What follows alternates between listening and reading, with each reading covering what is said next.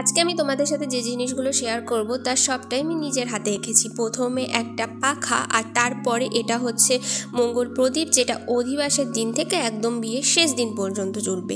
এরপরে হচ্ছে একটা ছোট প্রদীপ, এটাও আমাদের প্রয়োজন হবে। আর এটা হচ্ছে খুঁড়ি, এটা সম্পর্কে আমি বেশি জানি না, যতদূর সম্ভব গায়ে হলুদের সময় গোড়ালি দিয়ে ভাঙা হয়। আর এটা হচ্ছে একটা সরা, এটা নিচের অংশটা, আর এটা হচ্ছে আর একটা সরা, সেই সরাটারই উপরের অংশ। আর এটার মধ্যে ওই ছোট প্রদীপটা থাকবে।